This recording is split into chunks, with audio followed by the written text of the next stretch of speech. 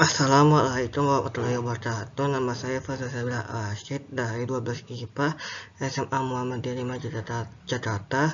Saya mendapatkan tugas biologi, yaitu yang soal pertama adalah penjelasan tahapan fermentasi asam laktat. Fermentasi asam laktat yaitu respirasi anaerob yang menghasilkan asam laktat sebagai produk akhir. Fermentasi ini terjadi pada kelompok bakteri pemecah gula susu laktosa, sehingga kelompok bakteri ini digunakan untuk pengolahan susu untuk menghasilkan produk susu fermentasi pada penerapan bioteknologi konvensional. Meski demikian, pada tubuh hewan dan manusia dapat memilih jalur ini ketika kondisi tertentu yang tidak kemungkinan untuk respirasi anaerob. Asam laktat yang dihasilkan ini merupakan senyawa toksik bagi tubuh yang dapat menembus di salah satu titik bagian tubuh dan menimbulkan fatigue, pegal. Aktivitas buat merupakan salah satu pemicu terjadinya jalur ini. Tahapan atau proses fermentasi adalah sebagai berikut. Yang pertama itu glikolisis. Glikolisis merupakan reaksi pengobatan glukosa yang terjadi di sitoplasma. Reaksi glikolisis terdiri atas 10 tahapan yang melibatkan enzim-enzim replikasi di dalam sitoplasma. Pada tahap awal merupakan tahap yang memakai energi, sementara pada tahapan akhir adalah reaksi pembentukan energi. Total energi yang dihasilkan pada reaksi ini ialah sebesar 2 ATP. Selain itu, produk dari pengobatan glukosa adalah 2 asam pirufat dan produk samping berupa 2 NADH. Seperti pada jalur respirasi anaerob, fermentasi asam laktat hanya berlangsung di dalam sitoplasma. Senyawa yang berbentuk dari glikolisis asam pirufat akan direduksi menjadi senyawa lain yang berlangsung di dalam sitoplasma. B. Reduksi asam pirufat. Tahapan selanjutnya ialah terjadi reduksi asam pirufat hasil pengobatan glukosa di dalam sitoplasma. Glikolisis fermentasi asam laktat merupakan jalur fermentasi yang menghasilkan asam laktat sebagai produk akhir. 2 molekul asam pirufat hasil dari pengobatan 1 molekul glukosa akan direduksi menjadi 2 molekul asam laktat yang merupakan senyawa bertabung 3. Dalam reaksi reduksi ini akan memerlukan ion hidrogen yang akan diambil dari 2 senyawa NADI, produk samping glikolisin. Dengan demikian, hasil akhir dari tahapan fermentasi asam laktat ialah 2 molekul asam laktat dan 2 molekul NAD. Soal 2 yaitu penjelasan tahapan fermentasi alkohol. Fermentasi alkohol serupa tapi tak sama dengan fermentasi asam laktat. Fermentasi alkohol merupakan jalur respirasi anaerob, hanya saja perbedaan terletak pada penolahan 2 asam pirufat hasil glikolisis. Fermentasi alkohol menghasilkan senyawa alkohol etanol sebagai produk akhir dalam reaksinya.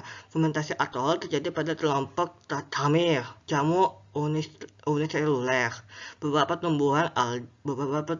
tumbuhan, alga dan bakteri.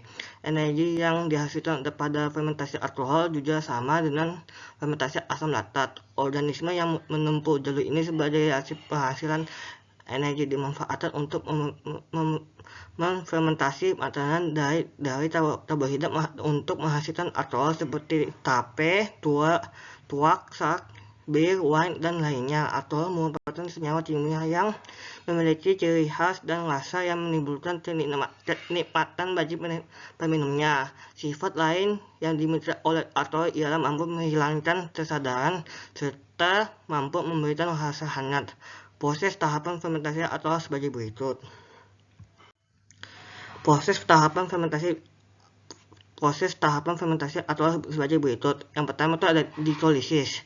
Reaksi pengobatan glukosa yang berlangsung di dalam sitoplasma menghasilkan dua molekul asam, dua asam pirufat, dua ATP, dan dua NADII. Tahapan glikolisis pada fermentasi atol ialah sama seperti fermentasi asam laktat ataupun pada respirasi aerob. Reaksi ini melibatkan enzim-enzim respirasi dan akan menghasilkan dua molekul asam pirofat yang merupakan senyawa berkarbon 3 sebagai substrat untuk reaksi berikutnya. Yang kedua itu ada reduksi asam pirofat. Dua asam pirofat hasil dari glikolisis akan direduksi menjadi dua molekul asetat delil. Reaksi ini melibatkan enzim pirufat detabolisase yang pirufat akan dirombak menjadi senyawa berkarbon 2 yaitu asetaldehid dan karbon dioksida senyawa berkarbon 1. Sehingga dalam reaksi ini yang terjadi di sitoplasma akan dihasilkan molekul karbon dioksida yang dibebaskan ke udara, sementara dua molekul asetaldehid akan menjadi substrat untuk reaksi berikutnya. Yang terakhir adalah reduksi asetaldehid. Reaksi ini merupakan tahapan akhir pada fermentasi asam laktat. Dua molekul asetaldehid akan direduksi menjadi dua molekul etanol yang ditatalis oleh atau dehidrogenase. Enzim tersebut akan memecah NADH menjadi ion NAD dan ion hidrogen. Ion hidrogen dibutuhkan untuk membentukkan etanol alkohol. Dengan demikian, senyawa NADH berperan sebagai donor elektron sementara asetaldehid adalah aseptor elektron.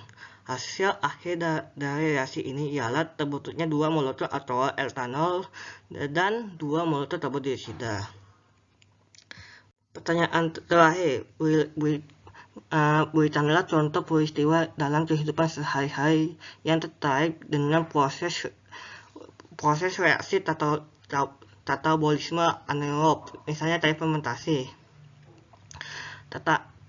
Katabolisme adalah proses penurunannya senyawa kompleks organik menjadi senyawa sederhana anorganik. Contoh katabolisme adalah respirasi. Respirasi itu dapat terjadi secara aerob dan anaerob. Respirasi aerob adalah reaksi membutuhkan oksigen, sedangkan respirasi anaerob adalah reaksi yang tidak membutuhkan oksigen. Reaksi anaerob salah satunya adalah fermentasi. Fermentasi dapat ditemukan dalam kehidupan sehari-hari, misalnya pembuatan tape, singkong, ataupun tape kentang yang menggunakan jamu Saccharomyces cerevisiae lagi dalam pembuatan tape. Dalam pembuatan tape termasuk dalam fermentasi alkohol karena mengubah glukosa yang ada dalam sinkron atau tape menjadi alkohol. Contoh lainnya adalah pembuatan yogurt dan pembuatan keju yang memanfaatkan materi Lactobacillus burgdoriosus atau Lactobacillus casei. Pembuatan yogurt dan keju termasuk fermentasi asam laktat. Fermentasi asam laktat terjadi pada perubahan laktosa pada susu menjadi asam laktat, sehingga yogurt dan keju memiliki rasa asam dan aroma yang khas. Sekian dari saya. Wassalamualaikum warahmatullahi wabarakatuh.